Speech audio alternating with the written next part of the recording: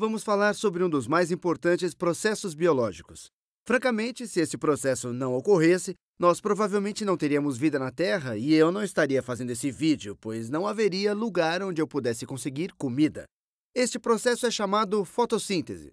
Fotossíntese. E provavelmente você já está um pouco familiarizado com essa ideia. A principal ideia diz respeito às plantas, na verdade, bactérias, algas e outras coisas que nós normalmente associamos às plantas. A fotossíntese é o processo que plantas utilizam e nós talvez tenhamos aprendido isso quando éramos pequenos. Este é o processo que as plantas utilizam para tirar gás carbônico, ou CO2, mais água, mais luz solar. Luz solar, transformando tudo isso em açúcares ou, por vezes, carboidratos. Açúcares ou carboidratos. Carboidratos ou açúcares mais oxigênio. Obviamente, isto possui duas grandes importâncias para nós como espécies viventes. Uma, nós precisamos de carboidratos ou de açúcares para abastecer nossos corpos. Você viu isso nos vídeos de respiração celular. Geramos todos os nossos ATPs realizando a respiração celular com a glicose, que é essencialmente um subproduto ou um carboidrato quebrado. Este é o processo mais simples na respiração celular. Duas, parte muito importante, é a obtenção de oxigênio. Mais uma vez, precisamos respirar oxigênio para conseguir quebrar a glicose, para respirarmos, para realizar respiração celular. Assim, essas duas coisas são chave para a vida, especialmente para a vida que respira oxigênio. Então, a fotossíntese é muito importante, além de ser super interessante, pois os organismos à nossa volta, a maioria plantas, são capazes de aproveitar, na verdade, a luz solar. Nós temos essas reações de fusão no Sol a uns 150 milhões de quilômetros de distância e a liberação desses fótons, alguma pequena parte desses fótons atinge a superfície da Terra. Eles fazem o seu caminho através das nuvens e tudo mais, e essas plantas, bactérias e algas são capazes de aproveitá-los de alguma forma e transformá-los em açúcares que podemos comer, ou talvez as vacas o comam, e aí nós comemos a vaca, para quem não é vegetariano, e também podemos utilizá-los como energia. Não que a vaca seja toda feita de carboidratos, mas este é essencialmente o que é usado como combustível ou energia para todos os outros compostos importantes que comemos, e é aí que nós conseguimos todo o nosso combustível. Então, este é o combustível para os animais. Ou se comer diretamente uma batata, estará obtendo diretamente seus carboidratos. De qualquer forma, esta é uma noção muito simples da fotossíntese. Se você tem que saber uma coisa sobre a fotossíntese, seria isso. Mas vamos investigar um pouco mais fundo e tentar ver os detalhes desse processo para que possamos entender um pouco melhor como a fotossíntese realmente acontece. Eu acho fantástico como, de alguma forma, fótons da luz solar são utilizados para criar estas moléculas de açúcar, esses carboidratos. Então, vamos nos aprofundar um pouco mais. Podemos escrever, então, a equação geral para a fotossíntese. Bom, eu já quase escrevi isso aqui, mas vou escrever de uma forma mais científica. Você começa com algum dióxido de carbono e adiciona a ele água e adiciona também, em vez de luz solar, eu direi fótons, pois estes são quem realmente excitam os elétrons da clorofila, que irá ser reduzida, e você verá este processo provavelmente neste vídeo, e iremos entrar em mais detalhes nos próximos vídeos, mas este elétron excitado vai para um estado maior de energia, e assim que ele cai para um nível mais baixo, podemos aproveitar essa energia para produzir ATPs, e como você vai ver, NADPH, que serão utilizados para produzir os carboidratos. Já a gente vê isso direito. Para termos uma visão geral da fotossíntese, você pode começar com estes constituintes e então você termina com um carboidrato. E um carboidrato pode ser a glicose, mas não tem que ser necessariamente a glicose. Assim, de um modo geral, podemos escrever um carboidrato como CH2O e nós colocaremos um N bem aqui, pois nós podemos ter N múltiplos deles e normalmente N será pelo menos 3. No caso da glicose, N é 6. Você tem 6 carbonos, 12 hidrogênios e 6 oxigênios. Então, esse é um termo geral para carboidratos, mas você pode ter muitos múltiplos desse. Pode ter esses carboidratos de cadeia longa, então você termina com um carboidrato e com algum oxigênio. Este aqui não é muito diferente daquele que eu escrevi aqui em cima, na minha primeira visão geral de como nós sempre imaginamos a fotossíntese. Para fazer o balanço desta equação, Bom, vamos ver. Eu tenho N carbonos, então eu tenho N carbonos ali. Vamos ver, eu tenho 2N hidrogênios aqui, 2 hidrogênios, e eu tenho N ali, então eu preciso de 2N hidrogênios aqui. Então, vou colocar um N ali e vamos ver quantos oxigênios. Eu tenho 2N oxigênios, mais outro N, então eu tenho 3N oxigênios. Então, eu tenho um N, e você coloca um N aqui, e depois eu tenho 2Ns, e eu acho que esta equação está balanceada. Assim, esta é uma visão a 30 mil pés do que está acontecendo na fotossíntese. Mas quando você cava um pouco mais profundamente, você verá que isso não acontece diretamente, que isso acontece através de um conjunto de etapas que eventualmente nos levam até o carboidrato. Então, de maneira geral, podemos dividir a fotossíntese. Vou reescrever a palavra. Podemos dividir a fotossíntese.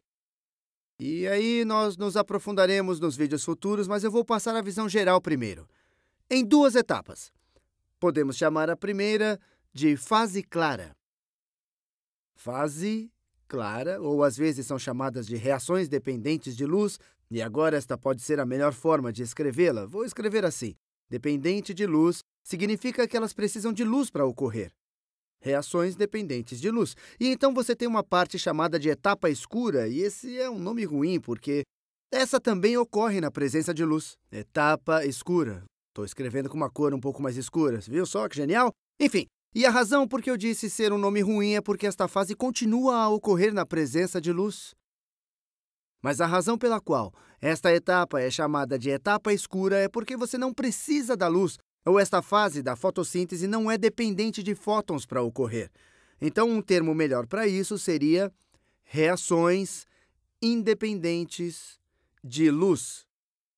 Então, só para ser claro, já que a etapa é clara, a etapa clara realmente precisa da luz solar. Ela realmente necessita de fótons para acontecer.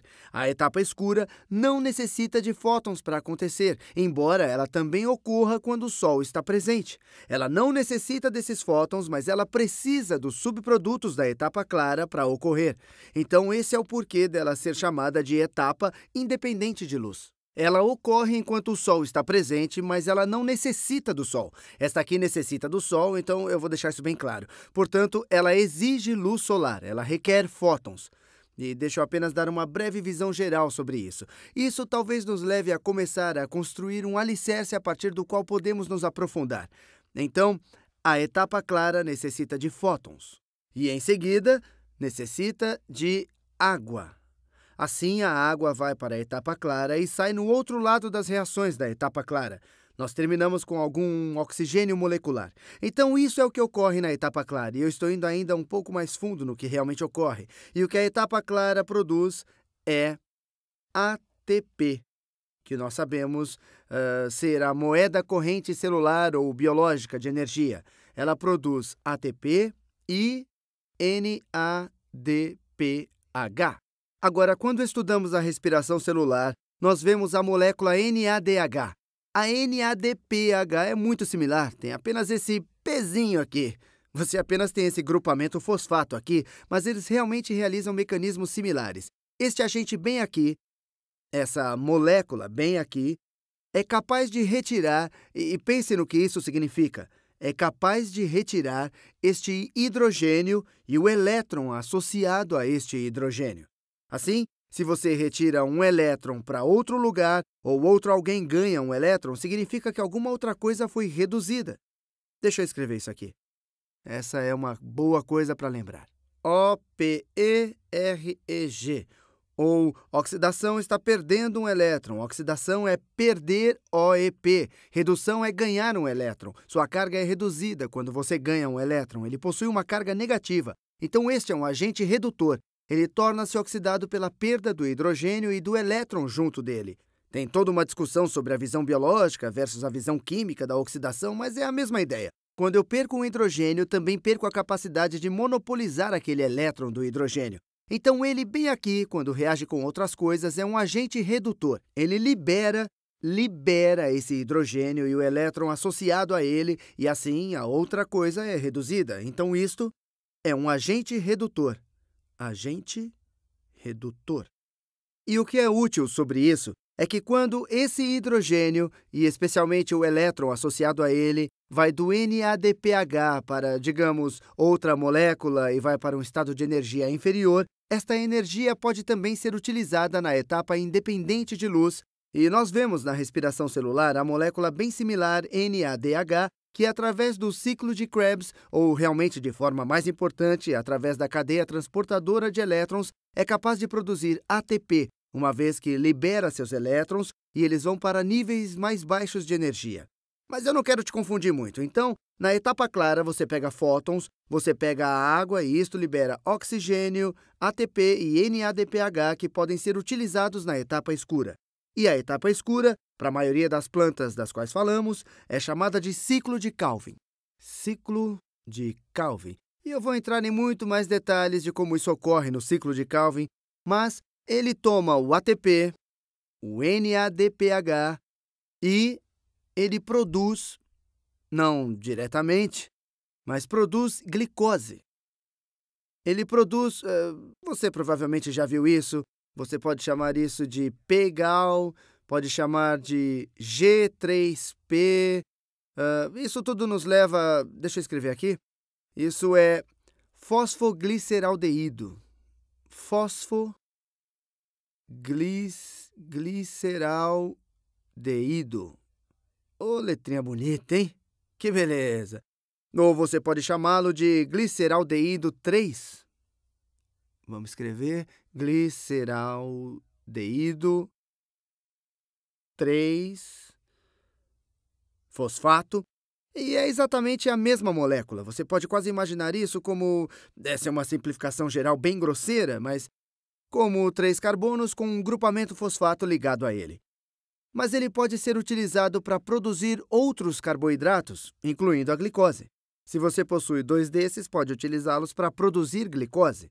Assim, vamos apenas dar uma rápida visão geral mais uma vez, porque isso é super importante. Eu vou fazer vídeos com a etapa clara e com a etapa escura. Esses serão os próximos 2 vídeos. Então, na fotossíntese, você começa com fótons. Tudo isso ocorre quando o Sol está presente, mas apenas a etapa clara realmente necessita dos fótons. A etapa clara retira os fótons, estamos indo para mais detalhes sobre o que realmente ocorre, e retira a água. O oxigênio é liberado. O ATP e o NADPH são liberados, os quais serão utilizados pela etapa escura, ou ciclo de Calvin, ou na etapa independente de luz, pois eles continuam a ocorrer na luz, apenas não precisa de fótons. Assim, ela é a etapa independente de luz, e utilizamos isso em conjunção, e nós estamos falando de outras moléculas que são utilizadas em conjunção. Eu esqueci de um constituinte importante da etapa escura. Ela necessita de dióxido de carbono. E de onde você retira seus carbonos para continuar produzindo estes fosfogliceraldeídos ou gliceraldeído 3 fosfato? Isso é super importante. O dióxido de carbono é retirado dos produtos da etapa clara e então os utiliza no ciclo de Calvin para produzir este bloco muito simples de outros carboidratos. E se você se lembrar da glicólise, você deve se lembrar que esta molécula de P-Gal, ou seu G3P, foi realmente o primeiro produto quando a glicose foi quebrada em 2, quando nós realizamos a glicólise. Então agora iremos para outro caminho, estamos produzindo glicose para que então possamos quebrar mais tarde para obter energia. Portanto, esta é uma visão geral da fotossíntese e nos próximos vídeos vou me aprofundar um pouco mais e contar sobre a etapa clara e a etapa escura e como elas realmente ocorrem.